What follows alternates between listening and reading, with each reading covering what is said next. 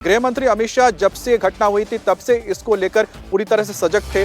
खुद उन्होंने first hand information हर जगह जाकर ली है, चाहे वो एलएनजेपी हॉस्पिटल हो या फिर जहां पर धमाका हुआ, जहां पर इस वक्त हम लोग मौजूद हैं, यहां पर आके खुद उन्होंने हर चीज के बारे में जानकारी ली थी और तभी समझ में आ गया था कि कितना वो गंभीर है। क्योंकि टेररिज्म को लेकर, आतंकवाद को लेकर मौजूदा जो सरकार है वो जीरो टॉलरेंस की नीति अपनाती है और जिस तरह से गृह मंत्री होने के नाते उन्होंने पूरे देश के अंदर, खासतौर पे जम्मू कश्मीर से लेकर दिल्ली तक, जहां पर इस तरह के ब्लास्ट पहले बहुत ज्यादा देखे जाते थे, उसको किस तरह से उन्होंने कर्व किया था, इंटेलिजेंस को और ज्यादा पुख्ता किया गया था ताकि इस तरह की घटनाएं ना हो। लेकिन इस बार भी आप सोचिए कि जो एजेंसीज है वो इतनी तत्पर थी कि उन्होंने फरीदाबाद मॉड्यूल को क्रैक कर दिया था और इतनी बड़ी तादाद में विस्फोटक उन्होंने रिकवर भी कर लिया था। लेकिन ये हम कह सकते हैं कि ये थोड़ी बदकिस्मती है कि एक उसमें से जो मॉड्यूल का हिस्सा था वो कहीं छूट गया था और वो था डॉक्टर मोहम्मद ओमर, जिसने कि लाल किले पे आकर ये धमाका किया था।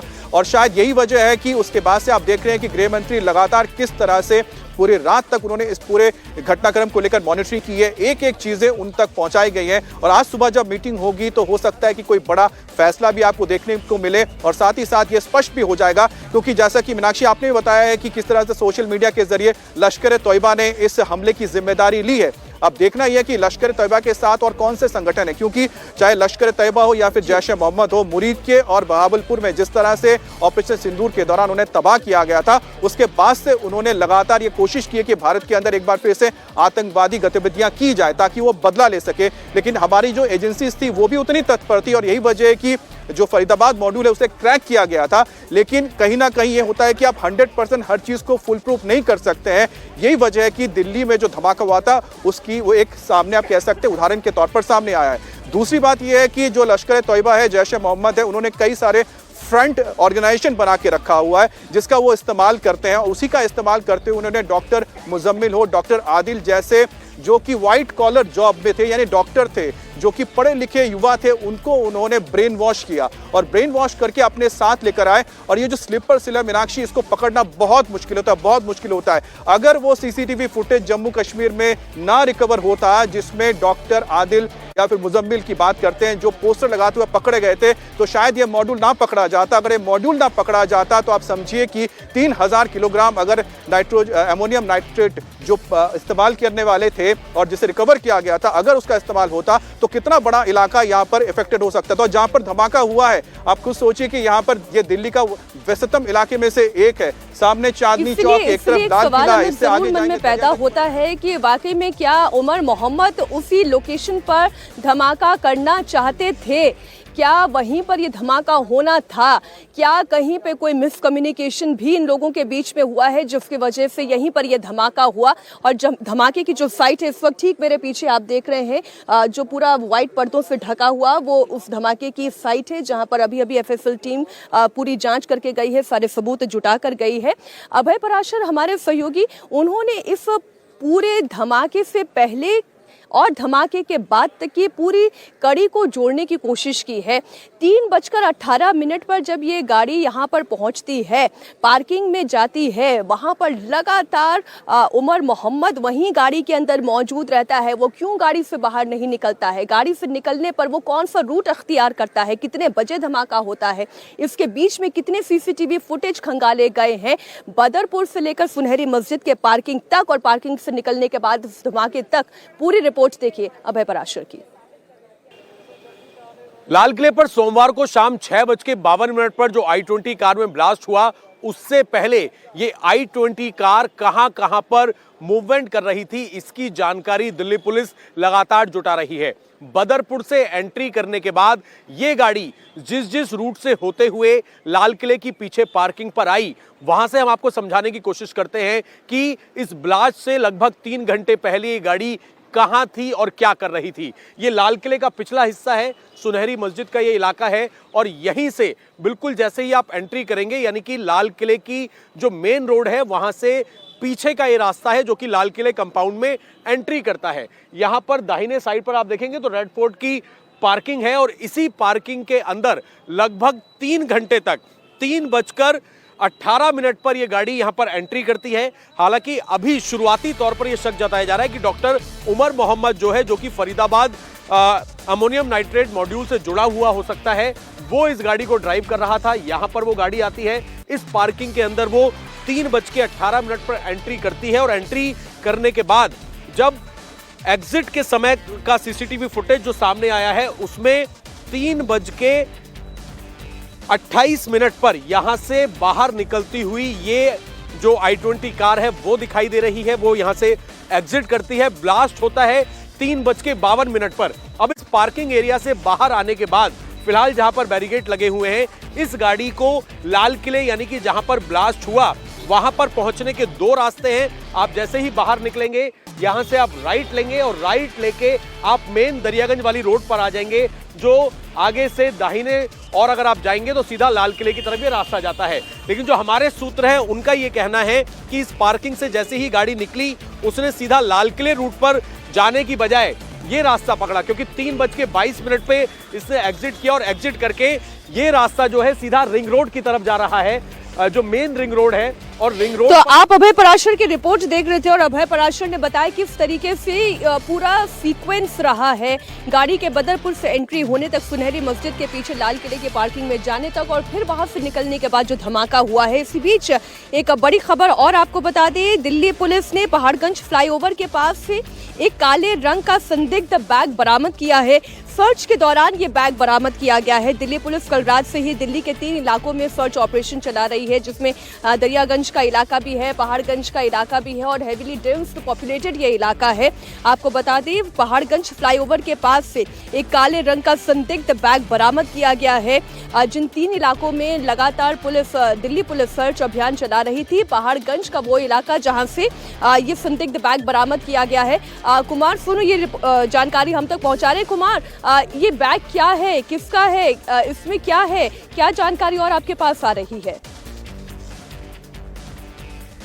देखिए मीनाक्षी, एक काले रंग का बैग है जो कि पहाड़गंज फ्लाईओवर के पास से पुलिस को मिला है, संदिग्ध परिस्थितियों में मिला है, इसलिए वो संदिग्ध बैग है। फिलहाल मौके पर जो है पुलिस की टीम पहुंच गई है और पुलिस जो है इस पूरे मामले की जांच में जुटी हुई है। आपको एक और तस्वीरें दिखा दूं, लाल किले पे ब्लास्ट वाली जगह पर इस वक्त मिलिट्री की एक टीम जो है वो पहुंची है। आर्मी के एक मेजर हैं और उसके साथ उनकी जो टीम है वो पहुंची है।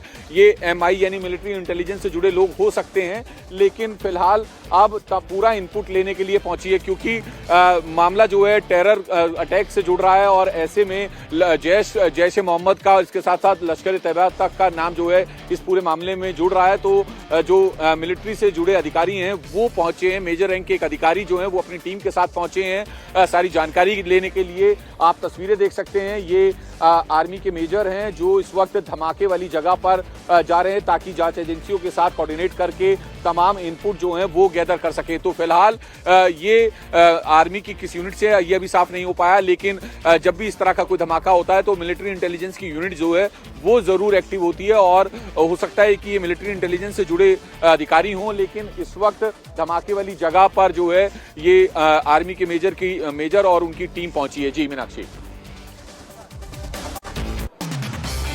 जी कुमार, आप बने रहे हमारे साथ। इस वक्त की बड़ी खबर एक बार फिर आपको बता दें, अभी इस वक्त जम्मू कश्मीर पुलिस 3 लोगों से पूछताछ कर रही है। उमर से पूछताछ हो रही है, आमिर से पूछताछ हो रही है और खालिद से पूछताछ हो रही है। इन तीनों की गिरफ्तारियां इस पूरी घटना के बाद हुई है और इस वक्त जम्मू कश्मीर पुलिस इनसे पूछताछ कर रही है।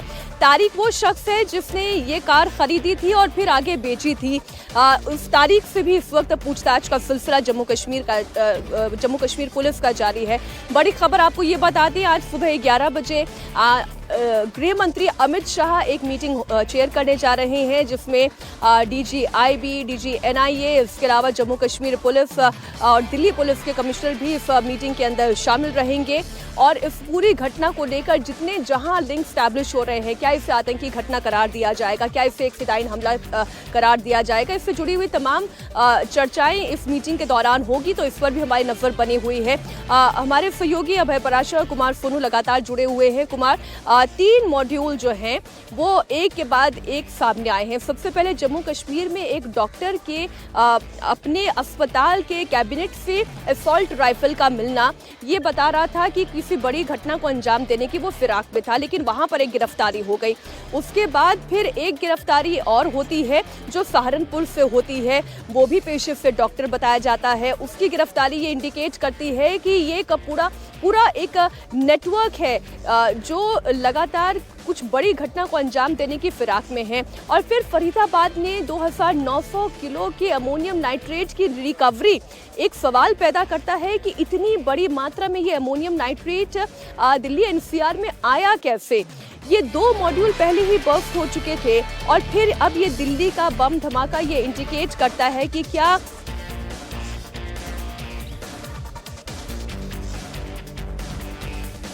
चलिए एक और अपडेट आ रही है। अभी हमारी टीम ये अपडेट पहुंचा रही है हम तक कि डॉक्टर उमर 3 घंटे तक पार्किंग में बैठा रहा। डॉक्टर उमर 3 घंटे तक पार्किंग के अंदर मौजूद रहा, 1 सेकंड के लिए भी वो कार से नहीं उतरा। उमर पार्किंग में ही इंतजार करता रहा। ये एक शक पैदा करता है कि क्या उमर किसी निर्देश का इंतजार कर रहा था।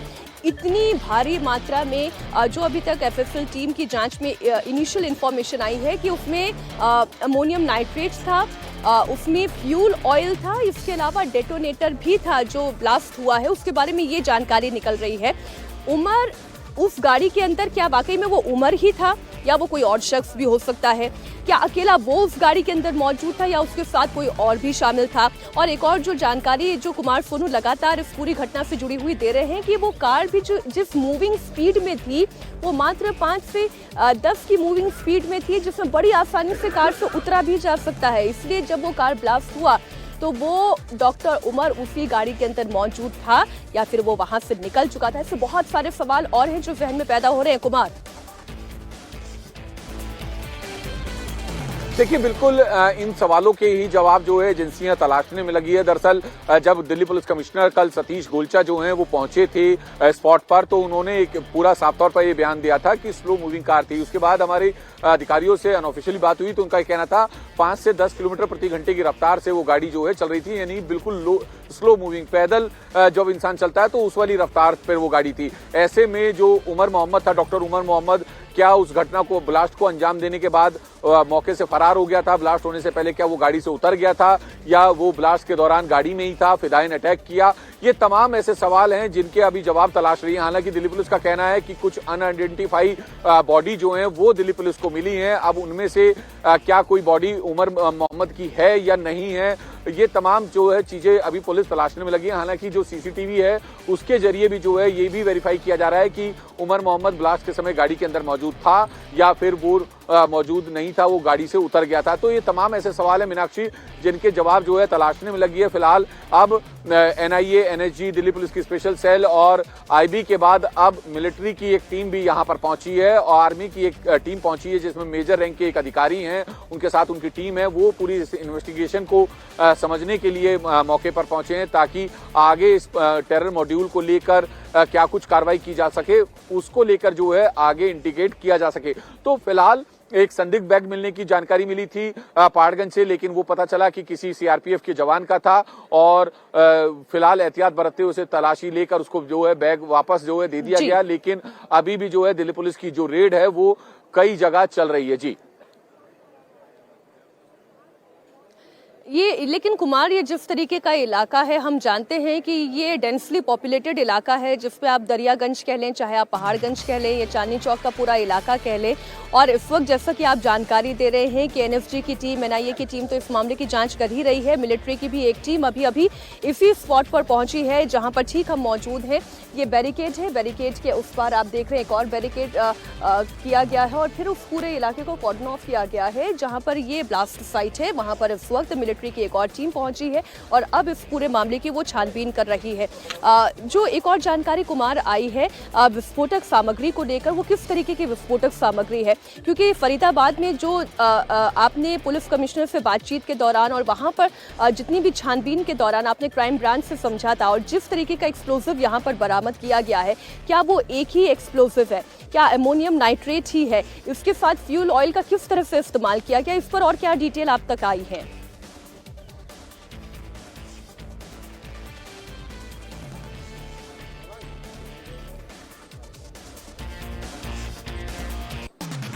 कुमार, क्या आप मुझे सुन पा रहे हैं? जी मीनाक्षी, एक बार सवाल अपना दोहरा दें।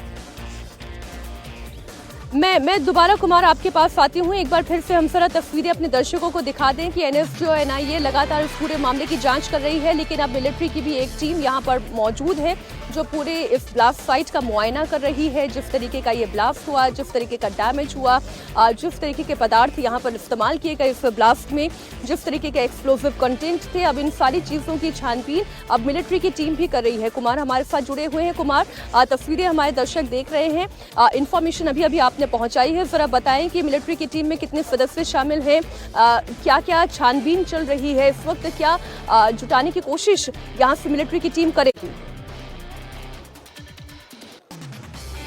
देखिए, तकरीबन 4 सदस्यीय आर्मी की टीम है और इसमें इस टीम को जो लीड है वो मेजर रैंक के अधिकारी कर रहे हैं, क्योंकि क्रॉस बॉर्डर भी जो है इस पूरे अटैक का लिंक हो सकता है, तो लिहाजा आर्मी ऐसे क्रॉस बॉर्डर वाले मामले में जो है इन्वॉल्व होती है। जब भी किसी इस तरह का कोई ब्लास्ट हो या कोई अटैक होता है तो ये प्रिकॉशनरी होता है, ये बेसिकली एक एसओपी है, उसी को फॉलो किया जा रहा है और आर्मी की टीम भी पहुंची है ताकि जो इन्वेस्टिगेशन एजेंसी है, चाहे वो दिल्ली पुलिस हो, लोकल पुलिस हो या फिर स्पेशल सेल हो, एनआईए हो, एनएसजी हो, वो उनसे कोऑर्डिनेट करके तमाम जो फैक्ट्स हैं, जो फाइंडिंग्स हैं वो ले सके और उसके बाद एक पूरी रिपोर्ट तैयार करके आगे जो है उसको भेजा जा सके ताकि आगे इनिशियली उस पर एक्शन लिया जा सके।